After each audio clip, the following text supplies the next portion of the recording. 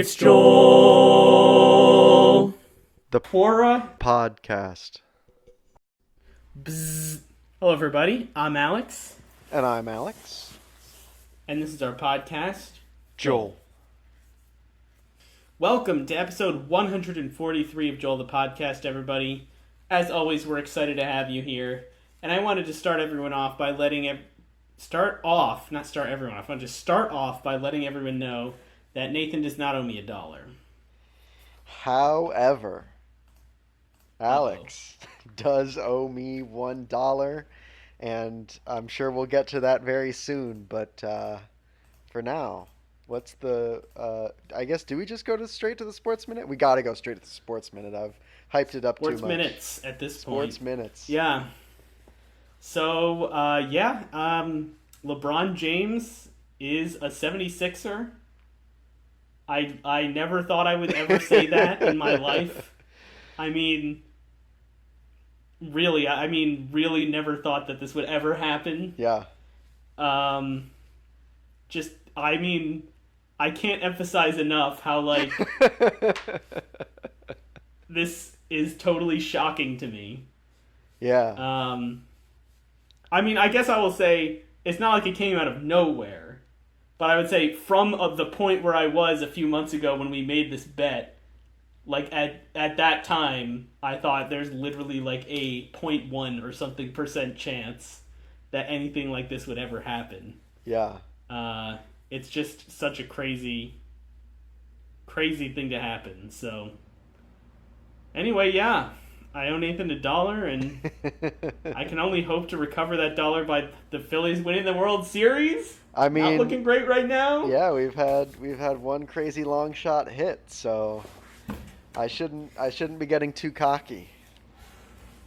In baseball news, the Dodgers, who won the World Series last year by without too much trouble. Actually, they did have some trouble in the World Series, but they got to the World Series pretty easily, and they just traded for the best pitcher that was available to be traded for, so nothing new there, just the Dodgers being annoying. Yeah, but it's going to make it that much sweeter when the Phillies win and I owe you $1, right? That literally would be so sweet if that happened. Which would be more satisfying? The Phillies winning or me paying you $1 for it? If the Phillies beat the Dodgers, that would be more satisfying. Okay, but any other team, the $1 is. If the Phillies win the World, well, first of all, just to be clear, they would not play the Dodgers in the World Series, so sure, they're both in the National League. But if they win the World Series without beating the Dodgers, then the $1 will be more satisfying. Wow, for sure. That's interesting. I would have not expected that.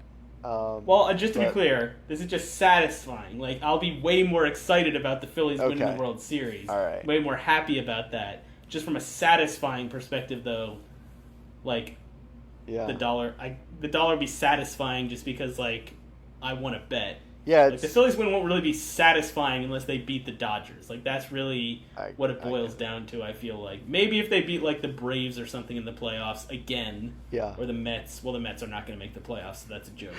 But if they beat the Braves. I remember a few short episodes ago when we were talking about how terrible both the Mets and the Phillies were doing. Yes.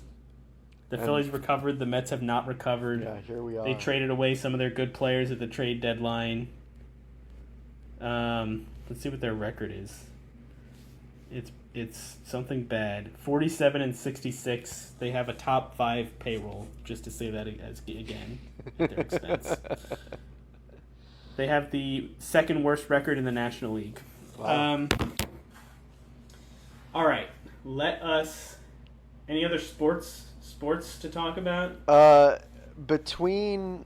In the single week between last episode and this episode, the entire World Cup took place. As usual. Wow, that hadn't started when we recorded No, that started before our previous episode, I feel like. Had it? I don't remember when the previous episode was recorded, so potentially in 2 weeks the entire World Cup had concluded. As usual, it stopped after. I looked up when did the World Cup start, and it said 1930. So that was before well, the okay, previous we have not been recording this podcast since before the first ever World Cup. But we are Okay, close.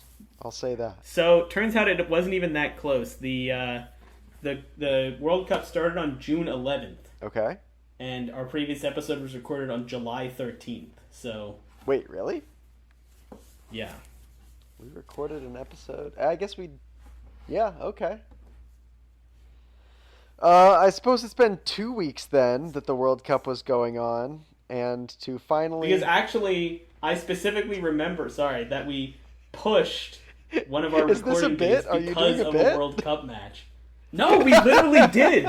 We pushed one of the dates for because remember we pushed like No, 3 I mean you weeks in keep a row or interrupting something me like that. as I'm doing this stupid joke. Do your stupid joke. As usual, it concluded about halfway through when the U.S. lost, and then we stopped caring. All right, go on. Correct. I was just remembering that we pushed our recording date to watch the World Cup, or at least I pushed it to watch the World Cup. Oh, So yeah, we should that have sounds I should have familiar. remembered That sounds specifically. familiar. All right. Anyway, yeah, the U.S. did not win, so honestly, after that, it doesn't really matter. Who what cares? happened. Soccer is. They did do well, ish. Ish. I think better than expected. I feel like they did like pretty much exactly. I mean, they were favored to win their group, which they did. Yeah. They were favored to win the one game in the elimination round, which they did, and then they lost. So I feel like They met expectations. You know, now that I'm remembering our previous Sportsman, it was also about the U.S. in the World Cup because they had just won their first couple of group stage games, and we were like, right. could they be like contenders? And then, yeah. All right. Yeah. That's the only other sports news that's happening at the moment. Now we are going to check if we've received any emails, which I'm prepared to say Always prepared for. that we have, given our last recording date was in July, not received any emails since then.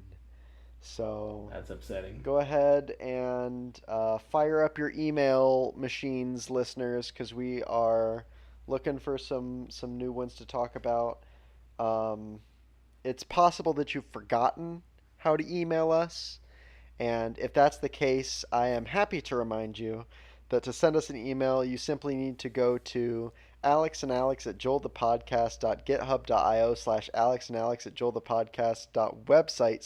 alexandalex@joelthepodcast.github.io/alexandalex@joelthepodcast.website/index.html.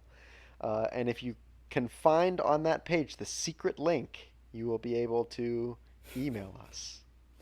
Use your investigative skills Yes. to see if you can find the mail to link. If you can't do it, then you're too stupid, and we don't want to hear from you. Yeah. All right. Yeah. So please do send us an email. We really get our self-worth from the amount of emails we receive. So Yeah, and that's if you don't email us, we'll be sad. it's real grim based on the Uh, number of emails we've received the past couple of weeks.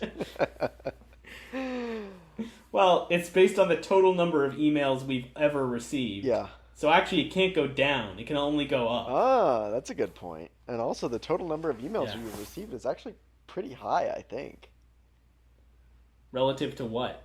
Relative to the number of emails you would think we would receive as a podcast with basically no listeners, but not Do you quite have no access to listeners. what the total number is? So I can tell you that in our inbox we have 100 and, Wait. Oh, I was gonna guess. Okay, go on. 124 emails, but not all of those are from the listeners. Some of those Right. are random other Spam. things. So you could still guess if you'd like, knowing that 124 emails are in our inbox, how many of those come from listeners. Well, do you know the answer? I don't, but I could count. That doesn't seem necessary. Okay. I'm gonna say definitively that it's like 80, 80? and we don't need to check. That's 100% right for sure. Fair enough. All right, so moving on to today's thing. While you count that, even though I said not to, is today's episode. We are going to be looking at Quora and answering people's questions, and I'm sure they'll be listening to the podcast, so we probably don't need to even write our answers on Quora. We're just gonna read read questions and answer them, and dispense our wisdom to the people. So, why don't we start with this question? This question comes to us from Quora, and it says, "What does it mean?" Sorry, that's a recycled joke if you're listening to the podcast. The question is, what does it mean when somebody is chasing you with a gun in a dream? That joke got me so good. I don't know why. It probably means that you know in your heart that you need to go and buy a gun, but you're too afraid to admit that to yourself, and so you're interpreting that as being chased by someone with a gun, but really they're trying to catch you to give you the gun that you need. They're trying to give you the bullet Yeah, yeah. I mean, in the most expedient way possible. very efficient way to give somebody a bullet. That's probably just what it means, though, right? Like, I'm not thinking of anything else. I was thinking it could mean that you need to pee, which is like what most things in dreams mean in my experience. Because then I wake up and I have to pee. It's a very metaphorical interpretation as opposed to the very literal someone trying to give you a gun interpretation. I feel like if you open up Yes. the possibilities to metaphor, the person and the gun could actually be every mistake you've ever made in your life, trying to catch you and bring you back down into mediocrity. Well, we already know that's not going to work. I can't be brought into mediocrity. No, but that's Although this question isn't from me. This is from somebody. So maybe they can be brought into when mediocrity. people ask me for advice about their dreams, it's usually because they're very mediocre. So, Honestly, if they were asking the question on Quora, if they made it to mediocrity, that would probably be an improvement. oof, epic roast of the Quora question askers. You sure got them. Cool. Any other thoughts on this one? Before I wanna read like the first words of some of the actual answers on Quora. Yeah, let's hear what others have to say, and we can maybe give a critique before we move I'm not on. gonna read any of these full answers because of course they're very long, as you might Right, expect. obviously. First one. Let us first analyze your dream from physical point of view before I tell you what it means in my own spiritual point of view. So that's a good one. The next one starts this way. Disclaimer, I am not professionally trained in interpreting dreams. I am going to interpret your dream.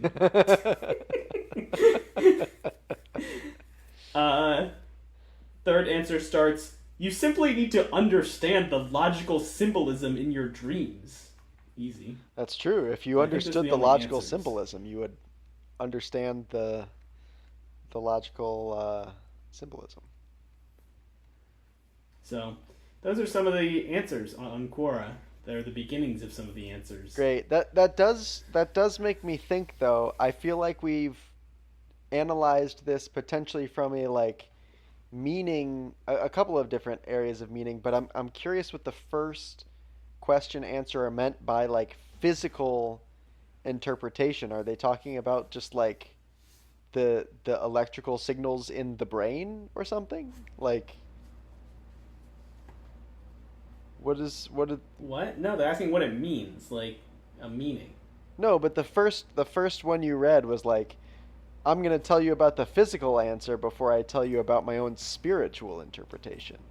So I'm wondering which one of those is the Uh, weird one. And I feel like spiritual interpretation is basically the only way you can interpret dreams. all right. Well, now I have to read this whole. Now I have to read this whole answer, Okay. so we can understand Good. where this guy was coming Very from. good. Let us first analyze your dream from a physical point of view before I tell you what it means in my own spiritual point. And I've not read this in advance, so if it's weird, whatever. If someone is running after you in real life, trying to kill you, it is certain that the person does not have good intentions. Now, if someone is running after you in the dream trying to kill you, this means you have an evil enemy at work in your life. I would advise that you should be more careful with unfriendly friends who may be planning evil against you. I would suggest that you should be careful of who you share your secrets with. Also be careful where you go. Pray against every enemy pursuing you in order to destroy your life. Pray against traps set for you without your knowledge. Saul pursued David, but Saul failed in every scheme he devised against him. Haman prepared a gallows for Mordecai to be hanged, but the same gallows was used to hang Haman. Whoever is running after you to destroy you will fail and fall for your sake. Okay, so that was the physical interpretation. What's the... I was thinking the same thing. What is this answer? So I think when he said the physical point of Yeah. view, he was saying like the sentence where he says in real life if someone's running after Oh. you is certain that the person does not come to have good intentions. So it just means like... and I see. therefore Okay. the spiritual point of view follows where that if someone is chasing after you in a dream, it implies that you have an enemy. Okay. No, that kind of, that makes some sense. Don't say it makes sense. It does not make sense. No, I'm feeling it. I'm feeling it now. I rescind my snarky comment about this answer. Can you give upvotes on Quora? Looks like you can. Let's see. I would upvote this is all I'm trying to say. We don't need to look into it that deeply. I'm trying to see if I can upvote it. I don't see a way, but I'm not. No, I am logged in. I don't know. All right, do you have one over there? Absolutely, I do. This is a lengthy post, so let me know if you want me to read the whole thing, which is all or nothing, by the way. You're not allowed to stop me in the middle. But the question itself, the Okay, title, now you have to- is what types of tasks genuinely require a high IQ, and which ones can be mastered with effort regardless of IQ? Can you say the first part again? What types of tasks genuinely Types require of a high tasks, IQ? so that's what Yeah. I missed. So the obvious one right off the bat now- is podcasting. Yeah. Um, And which category does that fall I think into? we all know. No need to say On the count of 3? it. No, you're right. We don't need to say it. We all know which type of task that is. Great, perfect. Yeah, other thoughts? Let's see. What types of tasks can you learn to be good at, and what types of tasks require innate intelligence? Is that basically the question? Pretty much, yeah, in other words. I feel like you didn't use the term IQ enough for it to be a true Quora question, but I think I'll let it slide. I was just trying to paraphrase. Obviously, I'm sure they used IQ and a few Oh, yeah. times. I feel like any task where you have to like see something in order to do it, that can be learned. But any task where it's like invisible, that you have to be inherently high IQ in order to be able to be good at it. All right. What do you mean by invisible? Well, mainly I was just trying to be a little bit nonsensical. So like, if you can't see it, then it's invisible? okay, like for example, playing chess, you can learn to be good at chess. Because you can look at the chessboard. I agree. Right, but playing blindfold chess, you must have a high IQ Ah, okay. in order to be good Okay. at That's a good analogy. So, in those terms, like, being a surgeon doesn't require a high IQ because you can just practice on, like, doing the manipulations and things. But being a surgeon, Blindfold blindfolded- surgery requires a high IQ. Yes. Yeah. Exactly. Yes. Okay. So, if when I go into surgery, I am anesthetized, does that count as being blindfolded? So, like, does having surgery Like you're- is having surgery performed on you a high IQ task, whereas Well, you're not really doing anything when surgery is performed on. yeah, you. but I'm doing it high IQ-ly, right? If that's what you think, then yeah. Okay. I mean, it is what I think, as a high IQ So then yeah. surgery patient. Now another example of this is like arithmetic, Sure, like mental sure. math. which you get like if you see people like counting on their fingers or Uh-huh. whatever, you know they're low Right. IQ because they need something to look Right. at. But if you can do it in your head, that means you're high IQ. Okay. And in a similar way, maybe like playing Hangman, if you were able to just like know what the letters were, that's pretty high IQ. Whereas if you search for a picture of the letters on the internet to look at That's as low you IQ. play Yeah. Hangman, that's low IQ. Good to know. Good to know. Yeah. Um, okay. Let me just give you a Uh, couple examples from this person. Tasks that genuinely require a high IQ. We've got pioneering theoretical mathematics and physics. No surprise there. mhm. High level systems architecture and rapid synthesis in novel environments. Tasks mastered through effort, regardless of IQ, include the medical and legal practice. So, no acknowledgement of obviously the blindfold medical practice there, but that's fine. Well, I feel like it's just It's just implied. implied, of course. Language acquisition, standard software engineering, and yeah, here you go, mastering complex games like chess. So, I think we pretty much highlighted all of the meaningful examples there. Um, yeah, good for us for Great. doing it without looking, which was pretty high IQ, I think. Pretty high IQ Yeah. by us. Um, all right, let me ask this one. This is a little bit of a lighter question, just to kind of shift the tone here a bit. What is the greatest darkness a human can face? Whoa. Have you ever been in a cave? I have been in a Yeah, cave. Yes. I've been on cave tours where they've turned off all the lights when you're in the cave, Mm. and that's pretty dark. Hmm. Um,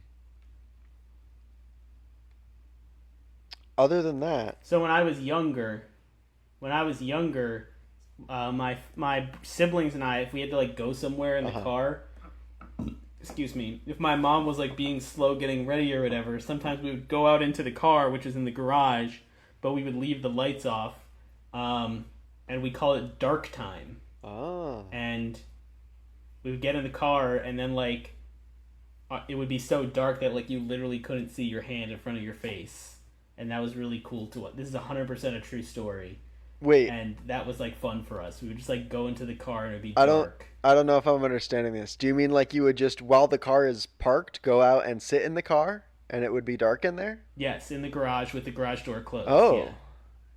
Yeah, I mean that's the cave of the artificial world, right? You're kind of in a car Yes. in a And when you said garage. have you ever been in a cave, that's what I meant. That's That's what I all you was meant. You've never talking been in a about. real cave. Gotcha, Yeah. gotcha, gotcha.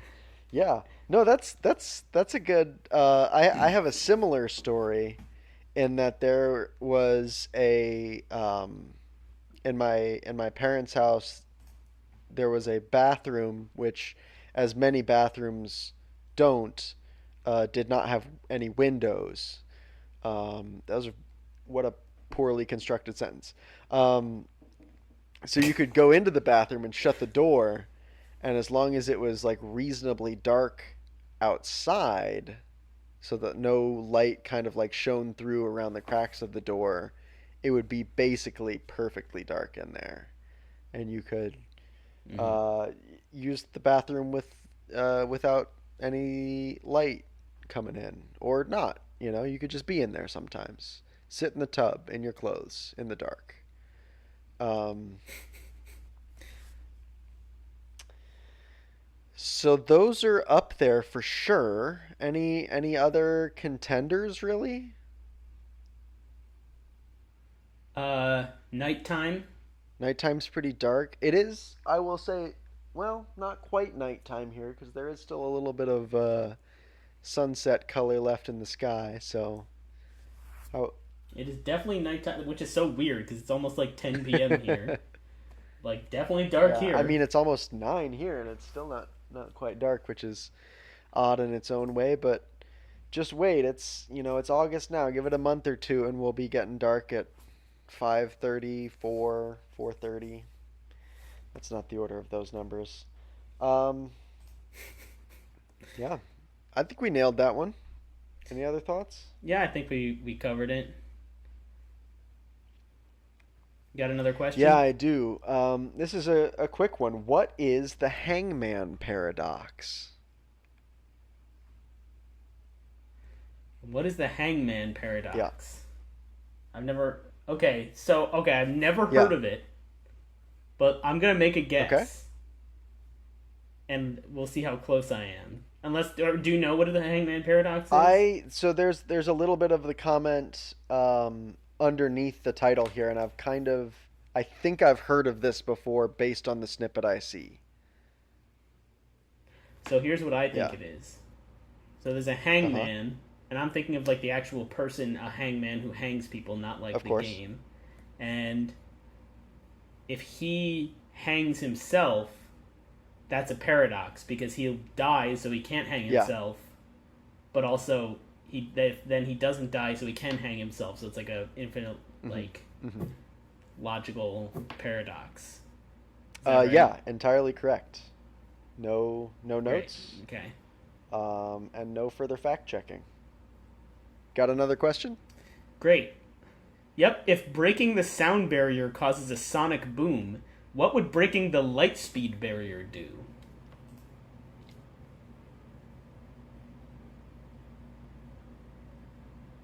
I'm asking you as like a physicist. What would happen? I'm still doing the math in my head, which is very high IQ, by the way. Mm-hmm. Oh, of course. Yeah. Yes. All right. Well, so first of all, um, the obvious answer that'll trip people up. This is kind of like the elementary school physics level answer. You would say, well, you can't go faster than light.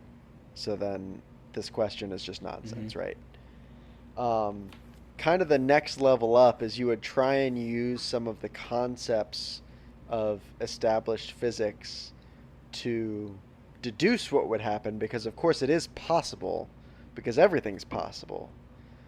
Because if some things were impossible, then that would be a paradox because how could there be a thing that couldn't be? And this is all very Good point. advanced physics, by the way. So if you were to go Wow, I didn't faster realize. than the speed of light, the equivalent of a sonic boom for that would just be an even louder sonic boom. It's a bit paradoxical because you would think that it would have to do with light, but actually light can't go faster than the speed of light, so it would have to be sound, just going really, really fast. And the sound can go faster than the Yeah, the speed of speed of light. sound in a That's what vacuum you're is saying. infinite. That's why you can't hear anything in space. You know, you've heard that before, right? Whereas you've got to use like radio waves or whatever to Yeah, I don't. communicate. Yeah, but why is if its speed of sound was infinite, wouldn't you then be able to hear like really fast? Like, why would that make you not be able to So, hear? I mean, the difference is because infinite isn't just like really, really fast. It's like the second you get to space, you hear all the sounds instantaneously and then it's quiet because all the sound has passed you already. If it hadn't passed you instantaneously, it wouldn't have been going at infinite speed. So this is including all sounds that will be generated in the future. Is that the Yeah, idea? absolutely. Like every sound ever. So as Right. So every sound ever generated in yes. space in any time, past or Yes. future, you hear it at once when you Yes. go to space. Unless you go faster than the speed of light, which is why it's you Right. can start to you don't quite hear that sound again, but you hear like a sound approaching that sound, which is still like really, really And loud. hearing all these sounds, that's the sonic boom. Yeah, yeah, yeah. Yeah. Okay. And so if you go faster than light, so what did you say about if you go faster than light, you hear It's like something? not the same, right? Because like the instant you enter space, it's all the sound in that instantaneous moment. But Right. then That part I get. if Makes you total start to go sense. faster than light, you're like kind of catching up with it a little bit almost. And so you're hearing like Wouldn't you be you like, could wouldn't you be like outrunning it instead of well catching no, up because to it's it? still going at an infinite speed. It's just you're getting Uh a huh. little closer faster than you would have done otherwise, which Okay. is why it sounds loud but not really loud is because it's like a tiny percentage, right? But of an infinity of But I thought you said if you go faster than light, you get an even louder sonic boom. oh, louder than a sonic boom, like a normal one with sound. I thought you were, but now I thought you were saying if you go faster than light, it's less loud than hearing all the sounds at once, which was the sonic boom. No, no, no, no, no. Okay, I see where we're getting confused. The sonic boom. This is a really common misnomer because it's the moment you enter space. Right? That's not actually called a sonic boom. That's just all the sounds that have ever and will ever be created. Oh, I earlier when I said, and that's what a sonic boom is, and you said yes. Oh, I so thought I that's should what have. we were talking Okay, I about. should have said no. I see where the confusion is. Yeah. has Okay. entered Got it. here. Yeah. This makes Um. sense. Now, excellent Yeah. answer. The actual answer on Quora Uh-huh. here starts with, "This is actually a really good question." It is. I agree. But it's like a real Okay. answer. Do you have any sense of where this answer is going? Okay, I think what it's actually going to be is something along the lines of basically just like infinite redshift or something to where everything is just like frozen in space. So it's basically saying the speed of light can be Yeah. broken, but the speed of light in a vacuum can't be broken. Oh, okay. So it's just So like the speed of Cherenkov light radiation through a medium or, can or be whatever. broken. Exactly, you exactly Yeah. picked it out as soon as Yeah. I said that. Yes, so it's a picture of a nuclear Interesting. reactor. So it is. They're giving like the real answer, for under like slower than c, faster than light, as opposed Yeah. to faster than c, faster than light, which you start to hear all the space noise again. Assuming you're in space. And of for course. any of our listeners who might not be familiar with Cherenkov radiation. All what right. is So it? when something is going faster than the speed of light in a particular medium, it gives off radiation that is called Cherenkov radiation. And so you're getting, I don't know the like actual mechanism for it, but you'll get like in water, for example, you'll have like electrons that have been accelerated faster than the speed of light in water or something, and they'll go through the water faster and give off light. Like you'll just see a flash of light basically in the water. Yeah. Very cool. So We actually learned something it's pretty today. neat. Somebody go ahead and like explain to me how it works because I don't remember. I'm sure there's something like actually pretty cool going on if you examine it, or maybe it's one of those things that we just like don't know how it works. Now I'm kind of curious. Now I'm gonna look it up. Hmm. How does Cherenkov radiation happen? Da, da, da, da, da, da, da. Okay, they're just explaining what happens, not how it happens, but this is just the AI summary. Surely Wikipedia can tell me more about it. Basics.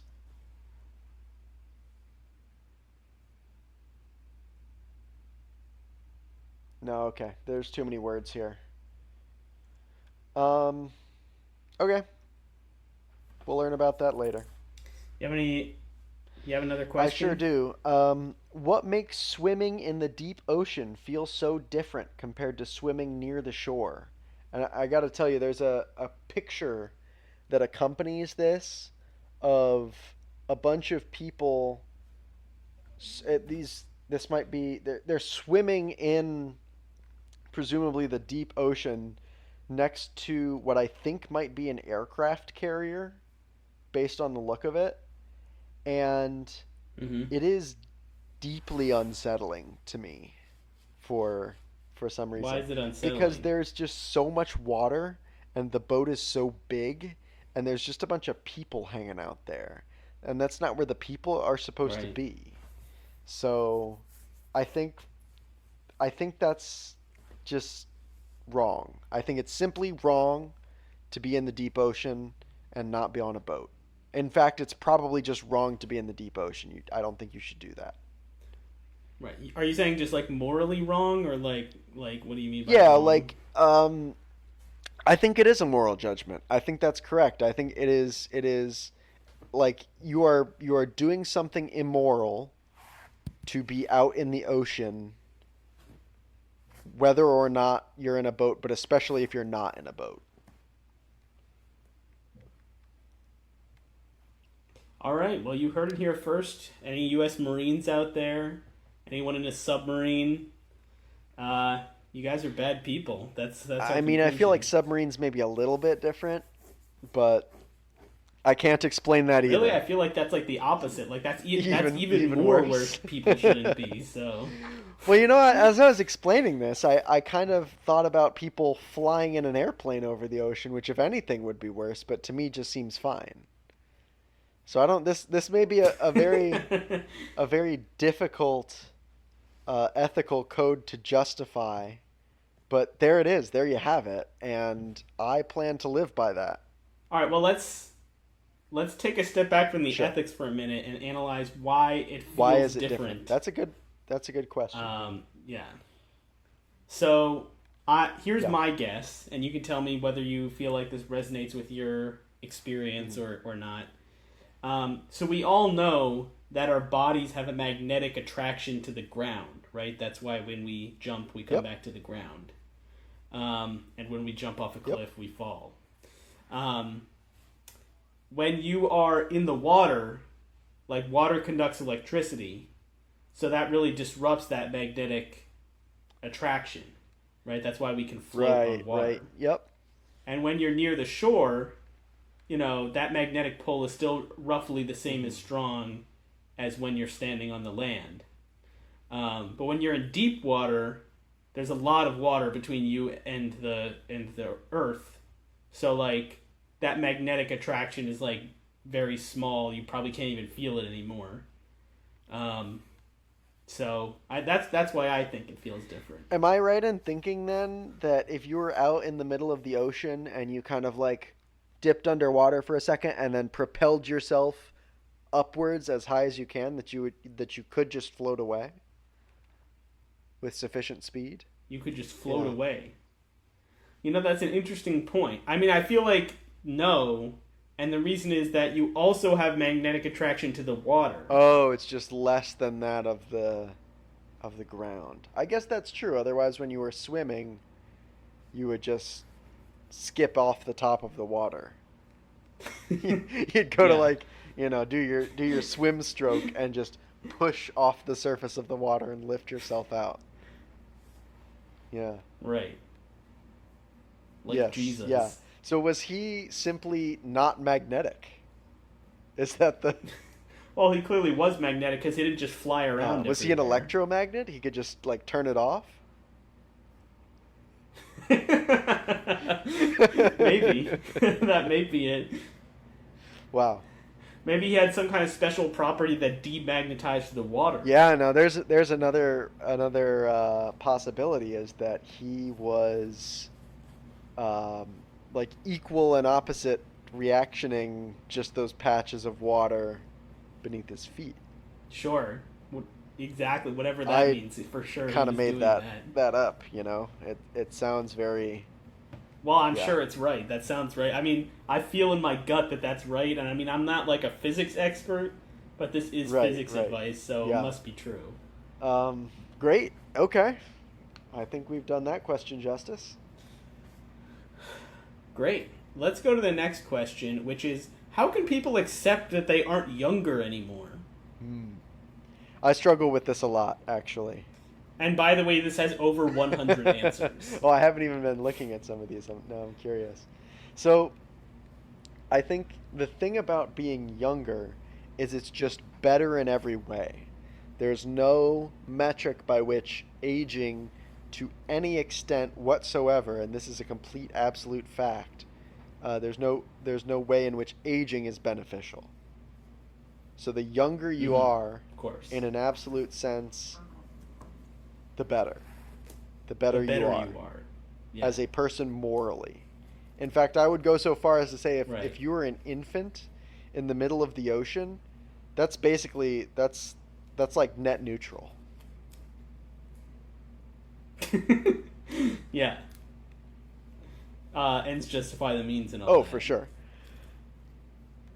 Um, Okay, so given that, how do people accept that they aren't younger yeah, anymore?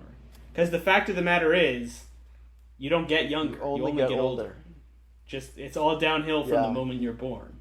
So how do you kind of come to terms with that and cope with it? Yeah, I think for me, my personal answer is I like to take it in steps. So I like to imagine obviously Hmm. this isn't the case. But I like to imagine that for like a week at a time, I'm just the same age as I was at the beginning of the week. And so for like six and a Hmm. half days, I'm like, man, you know what? I am that number of weeks old, and then for about like 4 hours on a Sunday evening, I'll just I'll crash. I'll go down hard and Mm. like age another week Mm. in that moment, um, psychically That's tough. speaking. So I don't know if I would Right. recommend that because like for the most part you're doing okay, but like ultimately you still are getting older and older. And then every week you kind of have this just like huge depressive episode where it feels like nothing matters and you're worthless and you wasted another week of being the same age and not actually having anything to show for it. Hmm. Yeah, of course. I actually have a similar strategy, but it's a little bit more Oh, extreme great. version, where basically instead of being a week long, it's a year long. Oh, okay. It's like every year of my life, what I do is I give it Yeah. like a label, which is like how many years I've lived Uh-huh. before that point. So like for the first year of my life, Right? it's 0, and then like the next year is like 1, and so on. Sure. So like right now, for example, I'm 29 because like I'm living I've lived Yeah. 29 years before my last birthday. Um, so uh, this like has it's like the benefits and um, benefits and downsides of your strategy are like turned up Yeah. to 11. So like every basically every day for a year, almost the entire year, like I'm fine, like I'm Hmm. not aging at Hmm. all mentally. I'm like in my Right. mind is what I'm saying. And then like every year on my birthday, like Right. just Right. horrible, right? Like I just want to like drink myself into oblivion, Sure. basically. And that's why we have birthday parties. People don't know this. This is why we have Right. birthday parties. It's so that your friends and family can like be close to you to make sure you don't do something Yeah, stupid. kind of counteract the kind of crash out on that day. Actually, so as you were saying that, I kind of opened my eyes to the fact that you could, I mean, doing it day by day, you're not getting as high of a high, but you're not hitting as low of a low. And then week by week, you've Hmm. it's got a bit of a bigger swing, but I would argue better, which is why I do it that way. You're advocating for even doing it year by year, which seems like it could be plausible. What's the upper limit? Like, could you just do it in chunks of 50 years and then live the first half of your life like everything's great and then just obliterate yourself for like your 51st year and then just kind of be mid the rest of the time? Well, you're missing the clear conclusion Yeah. of this strategy, which is just to just never acknowledge that you Never acknowledge age. that you age and then one day you get hit with it so hard that you You'll die. die. No, you don't even ever get hit with it. You just someday die, never having Never having acknowledged that you acknowledged that you aged. aged. Huh. That seems like cheating, but I can't think of any reason why it wouldn't work. Well, I think unfortunately it's not a cheat code. Like the problem is that there are certain changes that happen to you Uh as huh. you age. Um, and like there's really no explanation to these changes other Yeah. than that you're aging. So like for example, from when you're born to now, like you're much taller, Right. right? So if you try to acknowledge that you hadn't not acknowledge that you had aged since then, you might still think that you were like a foot tall or whatever. You might still think that you can't speak or eat on your own, which In would be some ways, problematic. yes, but I almost wonder if we're mixing up aging with changing. And I don't really have a way to prove this because, of course, we do age, and so any change that happens is accompanied by aging. But could you pretend to not age while acknowledging the realities of the changes? But then that, I guess you get into the philosophical like discussion of, is it really the aging that's the problem or the negative changes associated with aging? And so you're just kind of like in denial about particular things. Right. I mean, I would take that a step further. What is aging if not changing? Like if like aging Have you is ever not changing. changed? There's nothing else that aging is. Not that Okay. I can remember. I think I probably haven't ever not I mean, there's changed nothing like too, so there's nothing else like if you take away the like you're saying basically separate the Yeah. aging from the changing. And I'm saying I don't think you can. Those are the same thing. There's nothing else to aging beyond changing. okay, what about um a rock that's just sitting stationary inside of a climate controlled warehouse? Mhm. It's aging, but does it change? Okay. That's a good question. Although it might be kind of moot because we're not We're rocks. not rocks, but what if I just pretended to be a Like- rock in lieu of figuring out whether I need to change Then you or also wouldn't be age? able to talk or eat or Uh, well, rocks can't talk or eat or do anything okay. like that What either. if I was a computer simulation of myself?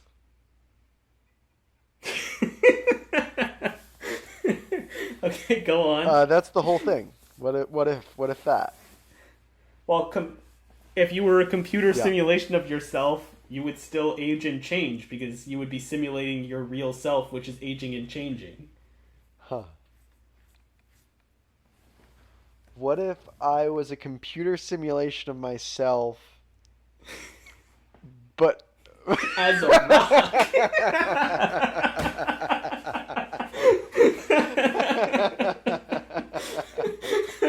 Sorry. Okay, what were you actually gonna say? I don't think it matters. That was too good.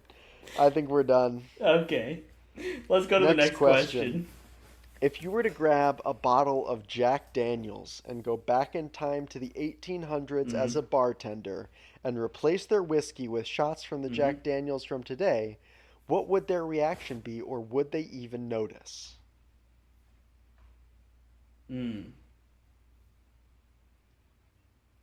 So, I mean, I actually have no idea. I have to believe that whiskey manufacturing has advanced in the last 200 years. On one hand, you would think so, but on the other hand, like, what? Or at least changed. Like, maybe advanced isn't the Changed, right word. probably. But at least it would be, yeah, like at least it would be different, I would think. But aged?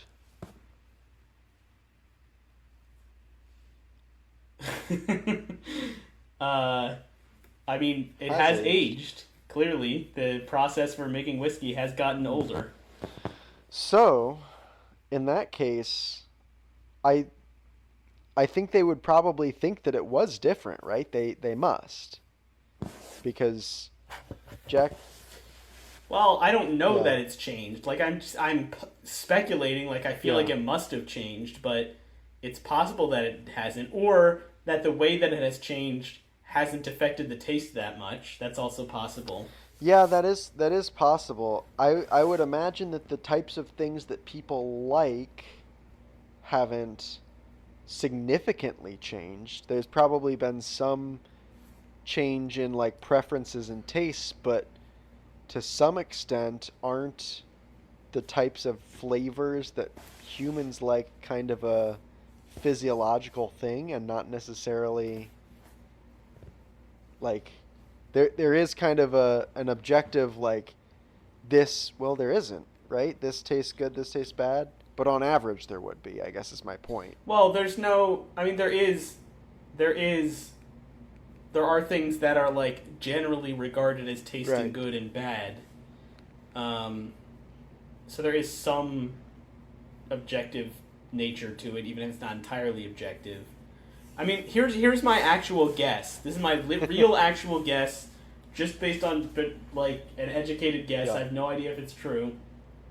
I would guess that the advances or the changes slash advances in whiskey manufacturing have just made whiskey like much more consistent now than it used to be. So like if you buy a bottle of Jack Daniels here versus 20 years ago versus 10 years from now, like they probably all taste pretty Yeah, similar. that's a good point. Or if I buy a bottle of Jack Daniels here versus in California versus in Britain, like they all probably taste about the same. I would guess that whiskey probably varied a lot more. Like if you just went to a random saloon in the 1800s and got whiskey, like it would probably be a lot more variant between even Sure. just between towns, right? Or between different bottles on the shelf. So now that I'm saying this, I also think that because they're able to make it more consistent, they're probably also making it on average better, right? Like on average, you're getting a pretty good whiskey experience. Whereas like when you're getting a more crapshoot version, it's like, well, it could be as good as Jack Daniels or maybe even better. I don't know, but also it could be worse and probably more often than not is. Um, so now I don't like whiskey by itself, so like it's all kind of bad to me. I would say though Um, that all seems I don't know. that all Those seems are like my a thoughts. very reasonable take. And I think I would agree with you that Yeah, I don't know why I'm making a reasonable take on consistency here. has definitely improved. And I might even go so far as to say that like quality is probably improved. Like Yeah. if there was any advancement in the past 200 years since they were making, whatever random whiskey, that improvement, that change, like any technology that's become available or whatever, surely would be to the benefit of like flavor and such. So like probably I think I would agree with you that they would say like this is good consistent whiskey as opposed to like random whiskey, and it might even be that it's just like outside of the range of variation of what they've had to the point where they might even notice it. Right. Yes. Now, I don't think their reaction would be like, this is impossible or anything Yeah. like that. Like, where did you get this? This is crazy. It would just be like, wow, this is good whiskey. Honestly, what would probably be more impressive to them is the manufactured bottle that you True. have that has like Jack Daniels like not even written on it, but like like coming like a raised text on the glass. Like I don't know what the proper Like term for that is. embossed into the Um, into the bottle itself. yeah, I don't know if that's right, but Yep. you Yep. get the idea. Um, so, all right, let's see what we're at. 54 minutes. Let's get to this question. Comes to us. Actually, the answer cut. So okay, never mind. I don't know who the question's from, but I have an answer here that I want to reference once we Great. finished our own answer. The question is, what is it like being a greeter, capital G greeter, for souls crossing over? Do people actually watch over loved ones from the capital A afterlife? This is an interesting question, and I want to approach it from a physical standpoint first before we get into a more spiritual answer. Right. So, Good call. if you are if I'm understanding their interpretation or kind of like definition, presumptions, however you want to say, of greeter, this would be a person who has passed on before you, who is like welcoming you after you die. Into the afterlife. So, from a physical Yes. sense, that person has probably been like buried or cremated or something and would not do a very effective job at doing that for you. You probably, chances are, aren't placed in that close of proximity to, your family member or whoever else it might be. Odds are, in my opinion. I mean, there's a chance, right? But So you're saying it sounds like you're saying that your soul is kind of tied to your body.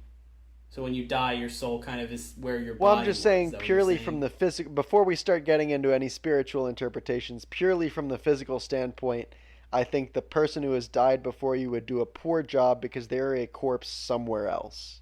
Is my point. Now we can. I feel like.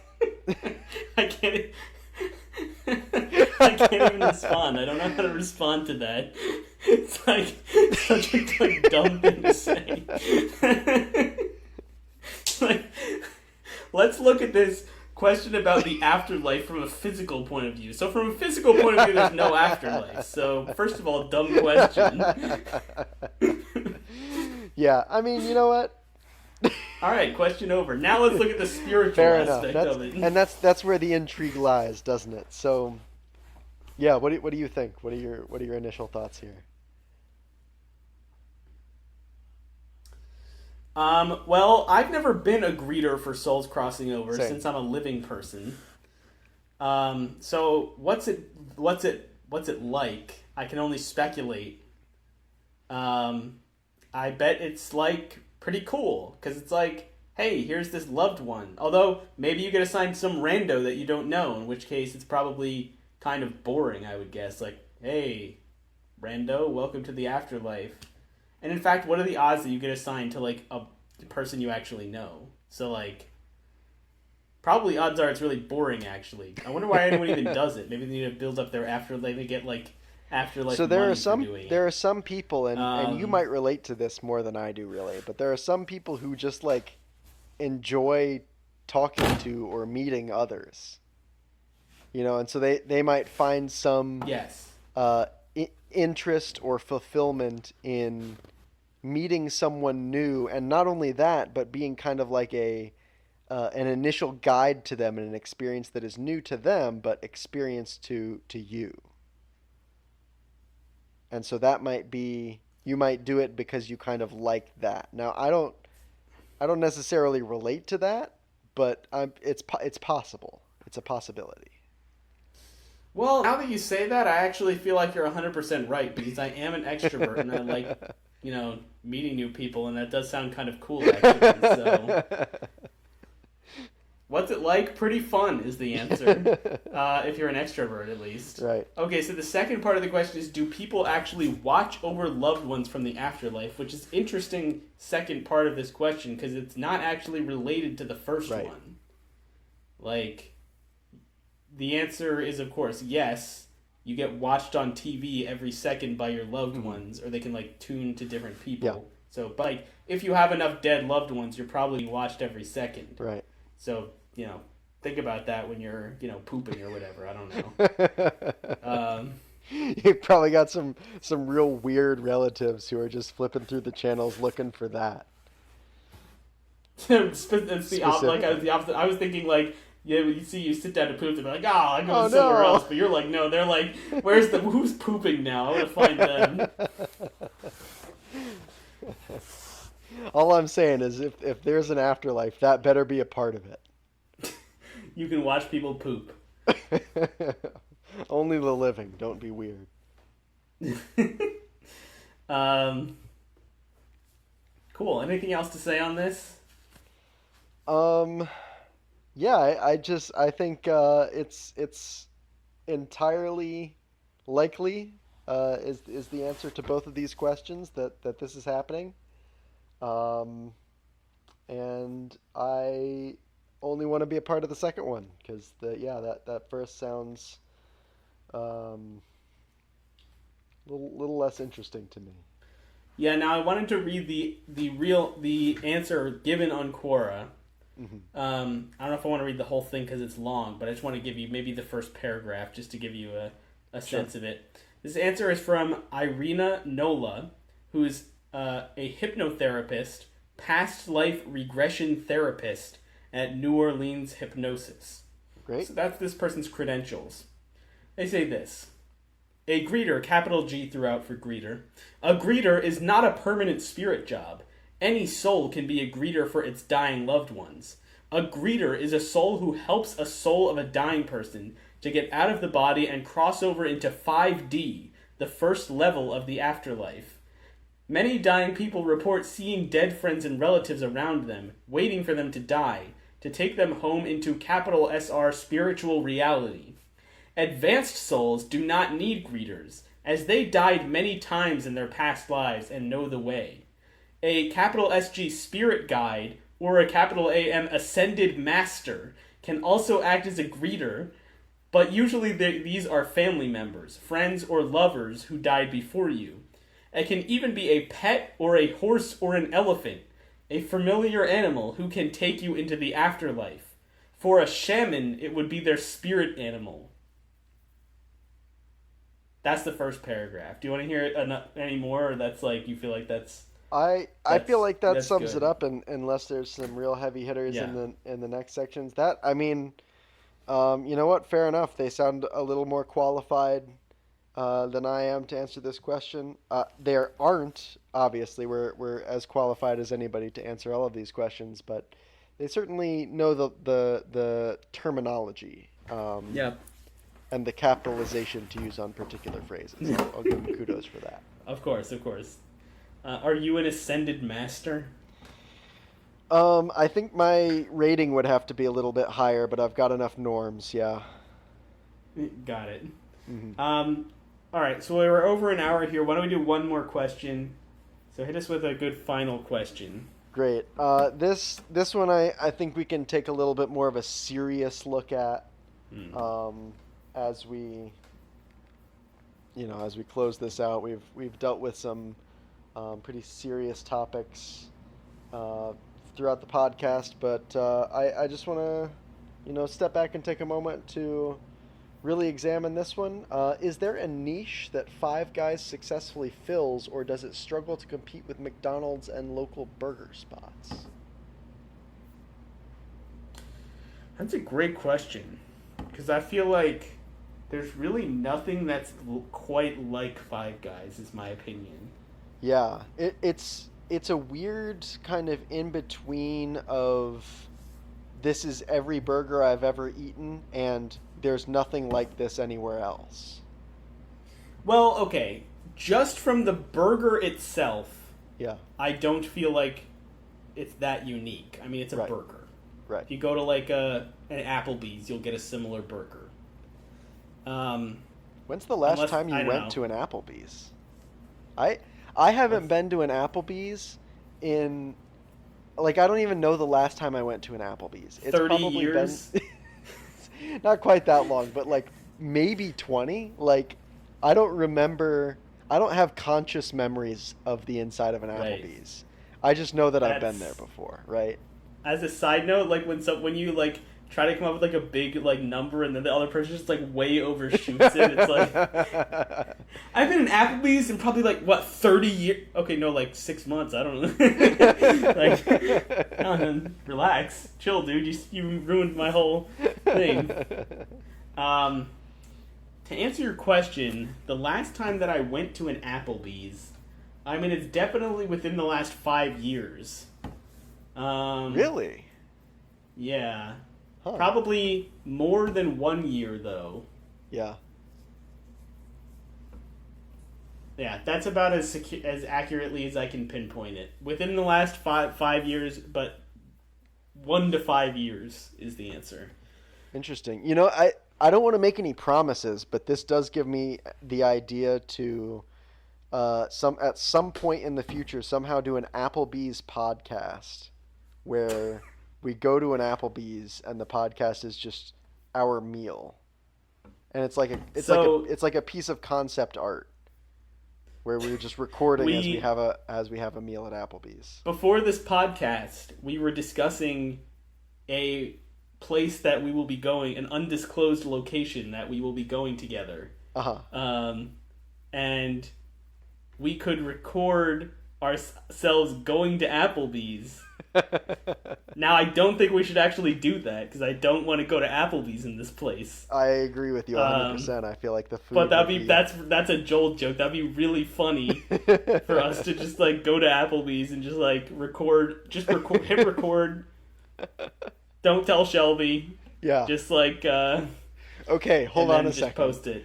Is this an incredible podcast idea of you just like you and a friend go to a restaurant, hit record, and the podcast is just like a normal meal, and it's just kind of a slice of life type thing, and it's part like what we do where we're just kind of like chatting, you know, but there's kind of like a theme, and it's part like you're actually following along with the lives of these people who you kind of like get to know through little snippets of their discussion. This is a really good idea, right? It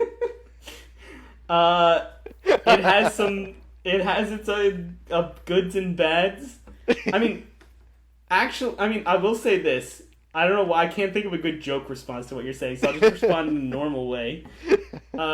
Just as one, like if we did that, if we just recorded a meal, Yeah, it would be bad, right? It would just be Sure. bad because it would be worse than something like this where everything that we're saying is intended for consumption.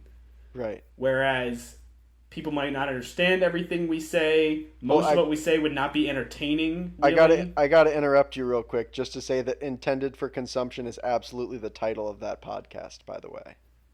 Go ahead. So like most of what they would like, we'd be talking about our day or talking like, I don't know. It would be less entertaining for sure than something like this. Now, there could be something to a whole podcast like that where you just record bits of your life, or a group records bits of their life, and you can listen to that, like you said. Now, it probably would still be boring, almost certainly, actually. But one thing that I like really feel like I discovered from watching like Jury Duty or Company Retreat, do you know what I'm talking about when I say those? I don't remember if we talked about them that much. I have no. Are these shows or just like Yeah, you watching I told you videos about it a while ago.